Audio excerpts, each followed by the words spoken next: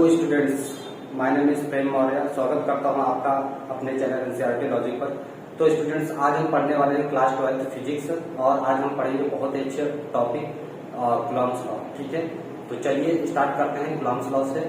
तो देखिए, स्टार्ट करते हैं कूलॉम्स लॉ। ठीक है, तो देखिए स्टूडेंट्स, कूलॉम्स लॉ है क्या। ठीक है, तो states that the force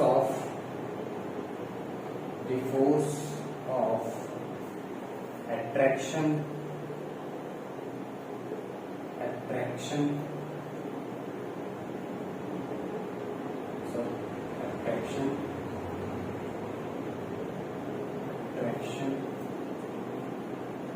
and repulsion or repulsion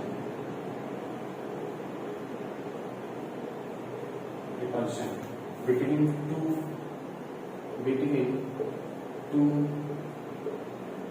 point charges along the line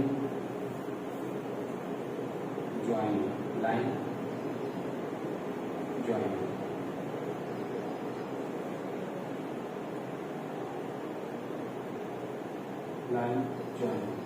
तो जो फोर्स होगा, फोर्स वो directly proportional to force, directly directly जो टू चार्जेस हैं। ठीक है, तो देखिए यहाँ पर जो दो स्मॉल चार्जेस हैं, ठीक, और ये दोनों चार्ज हमने r डिस्टेंस पर एक दूसरे से रखा हुआ है। ये पॉजिटिव चार्ज है और ये पॉजिटिव चार्ज है। अगर दोनों पॉजिटिव चार्ज हैं तो रिपल्सन का फोर्स लगेगा, एक दूसरे को रिपल करेंगे। और अगर दोनों एक पॉजिटिव एक नेगेटिव है, ठीक है, तो क्या करेंगे, अट्रैक्शन का फोर्स लगेगा। और अगर दोनों ही नेगेटिव हैं तो भी रिपल्सन का फोर्स लगेगा। ठीक है, तो यहाँ पर हमने दो पॉइंट चार्जेस हैं, पॉजिटिव हैं, तो ये क्या करेंगे, एक दूसरे पर रिपल्सन फोर्स लगाएंगे, एक दूसरे को दूर हटाएंगे। ठीक है, तो देखिए यहाँ पर जो फोर्स होता है स्टूडेंट्स, जो चार्ज है ये क्या होगा, इन दोनों के मैग्नीट्यूड के प्रोडक्ट के डायरेक्टली प्रोपोर्शनल होगा। तो देखेंगे the force is directly proportional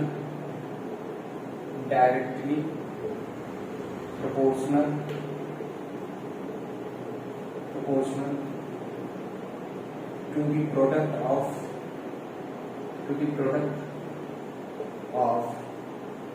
magnitude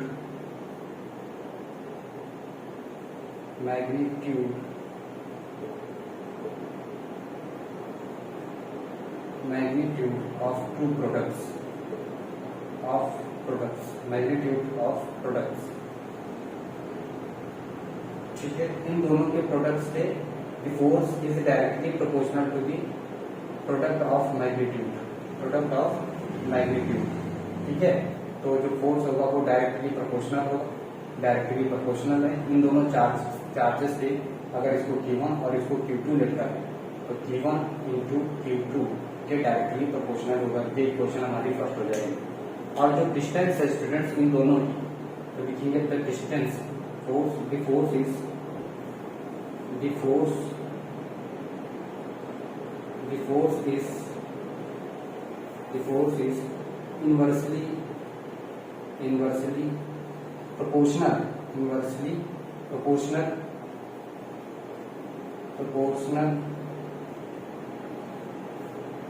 inversely proportional to the distance, inversely proportional to the square of distance।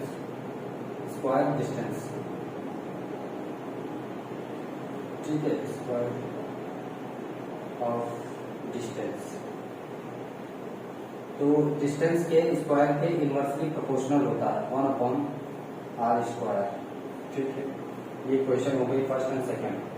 इन दोनों को ऐड कर दीजिए स्टूडेंट्स। ठीक है, तो इन दोनों को जब हम ऐड करेंगे तो ऐड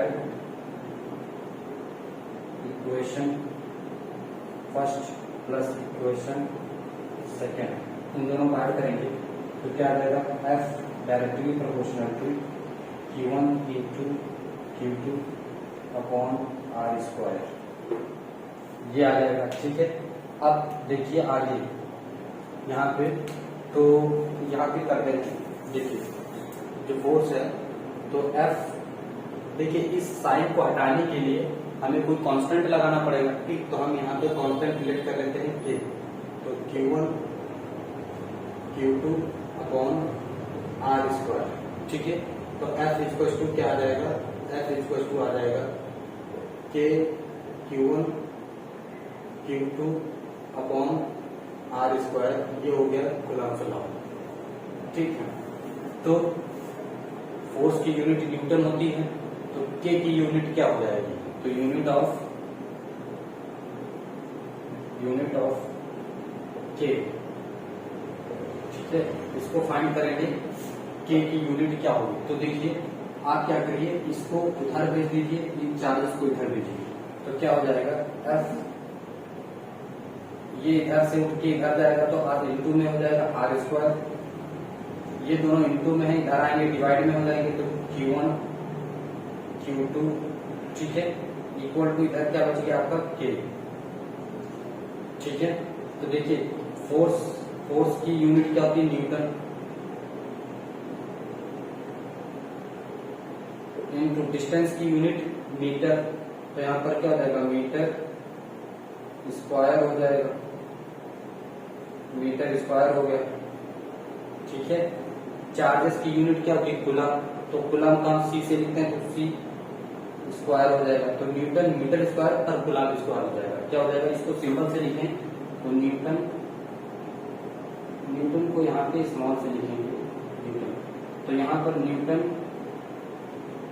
मीटर स्क्वायर और कूलम स्क्वायर, ये इसकी यूनिट हो जाएगी। ठीक है, न्यूटन मीटर स्क्वायर पर कूलम स्क्वायर, ये पढ़ेंगे। इसकी डायमेंशन फाइंड करें तो डायमेंशन आप लोग को दिख रहा है, इसको इतना नोट कर लीजिए। हाँ स्टूडेंट्स, तो हमने कूलम्ब लॉ फाइंड किया, और कूलम्ब लॉ क्या है, F इक्वल्स टू K, ठीक है, Q1 Q2 upon r square, ये था कूलम्ब लॉ। ठीक है, अब हमें क्या फाइंड करना है, K की यूनिट, तो देखिए K की यूनिट क्या हो जाएगी, F आर स्क्वायर हो जाएगा, और ये दोनों नीचे चले जाएंगे, Q1 Q2 अगर इक्वल मान लेते हैं तो Q स्क्वायर हो जाएगा। F की यूनिट न्यूटन, ठीक है, इसकी यूनिट क्या होगी, फोर्स की यूनिट न्यूटन होती है। ठीक, R डिस्टेंस में मेजर करते हैं, तो R की यूनिट क्या हो जाएगी, मीटर स्क्वायर हो जाएगा। कूलम स्क्वायर, भाई चार्ज की यूनिट क्या होगी, कूलम, तो इसका हो जाएगा न्यूटन मीटर स्क्वायर पर कूलम स्क्वायर। ठीक, डायमेंशन अगर बात करें, डायमेंशन, ठीक है, डायमेंशन, तो डायमेंशन क्या हो जाएगी, तो डायमेंशन हो जाएगी, देखिए इसका न्यूटन की क्या होती है, ml टी की पावर -2। ठीक, हमेशा इसको स्क्वायर ब्रैकेट में ही लिखेंगे। कूलम की स्क्वायर, देखो कूलम इक्वल टू क्या होता है, Q इक्वल टू होता है I इंटू टी, ये क्या होती है, करंट की यूनिट एम्पियर, और टी से टाइम, तो एम्पियर को A से लिखेंगे और टी से टाइम। ठीक है, तो उसका स्क्वायर है, देखो उसका स्क्वायर है, तो क्या करेंगे, A का स्क्वायर टी की पावर -2। ठीक है, तो न्यूटन मीटर स्क्वायर, देखो मीटर स्क्वायर भी है ना, तो L स्क्वायर भी तो लिखेंगे, L स्क्वायर। अब दोनों को साथ में कर दीजिए, तो देखो M ऐसा ही रहेगा, L इंटू L क्यूब हो जाएगा, L क्यूब हो जाएगा, टी की पावर -2 टी की पावर -4 हो जाएगा, A स्क्वायर हो जाएगा। तो ये इसकी डायमेंशन आ जाएगी स्टूडेंट्स, L क्यूब टी की पावर -4 A की पावर 2। ठीक है, ये डायमेंशन होता है। अब देखिए K की वैल्यू कितनी होती है स्टूडेंट्स, तो इसको देख लीजिए K की वैल्यू, K जो है कांस्टेंट है, और इस कांस्टेंट को हम लोगों ने 1/4 पाई एप्सिलॉन नॉट इसको रखा गया है। ये क्या है, इसको बोलते हैं एप्सिलॉन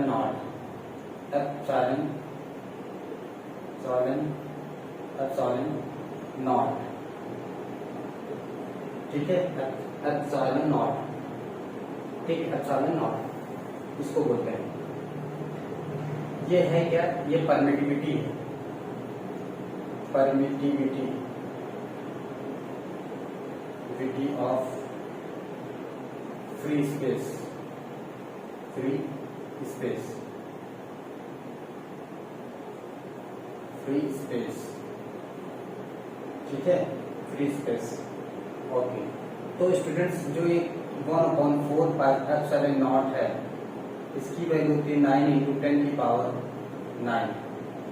इसकी अब यूनिट की बात करेंगे तो इसकी यूनिट, के की यूनिट हमने फाइंड कर ली है ना, के की यूनिट क्या होती है, न्यूटन मीटर स्क्वायर, ये हो जाएगा न्यूटन मीटर स्क्वायर पर कूलम स्क्वायर, ठीक है।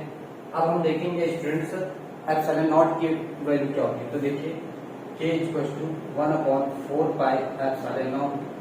तो देखिए ये जो वैल्यू है कितनी, ये तो कांस्टेंट है, ये तो हम देखते हैं कि के हो क्या जाएगा, तो k इक्वल टू हो जाएगा 1/4 पाई एप्सिलॉन नॉट, ये इधर आ जाएगा तो ये इधर चला जाएगा, ठीक है। ये अगर डिवाइड में है तो इधर आ जाएगा तो इंटू में हो जाएगा, तो 1/k। अब k की यूनिट क्या थी, न्यूटन मीटर स्क्वायर पर कूलम स्क्वायर, तो यहाँ पे देखिए क्या हो जाएगा 1 न्यूटन मीटर स्क्वायर पर कूलम स्क्वायर, इसको ऊपर लेके जाएंगे तो हो जाएगा पर न्यूटन पर मीटर स्क्वायर और ये कूलम स्क्वायर हो जाएगा, तो ये इसकी यूनिट आ जाएगी SI यूनिट, ठीक है। एप्सिलॉन नॉट, एप्सिलॉन नॉट की वैल्यू क्या आ जाएगी,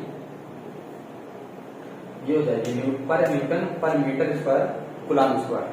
तो स्टूडेंट्स इतना आप लोग याद रखेंगे, के की जो हमारा कांस्टेंट था, के क्या था, कांस्टेंट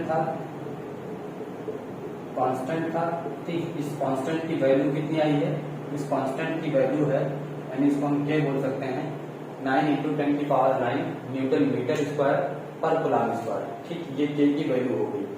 अब वहां से हमने देखा कि के जो है एप्सिलॉन नॉट के इनवर्सली प्रोपोर्शनल है, तो k इक्वल टू 1/k हो जाएगा, जो कि की डायमेंशन थी जस्ट अपोजिट एप्सिलॉन नॉट की हो जाएगी। अब हम देखते हैं एप्सिलॉन नॉट की वैल्यू कितनी होती है, ठीक है। तो देखिए एप्सिलॉन नॉट की जो वैल्यू है, वो एप्सिलॉन नॉट की जो वैल्यू है वो 8.85 इंटू 10 की पावर -12 होती है। अब देखिए इसकी यूनिट हमने लिख दी है पर न्यूटन पर मीटर स्क्वायर और कूलम स्क्वायर, ये जो है इसकी वैल्यू होती है परमिटिविटी, ठीक है। इसको हम लोग, इसको आप लोग फटाफट नोट डाउन कर लीजिए।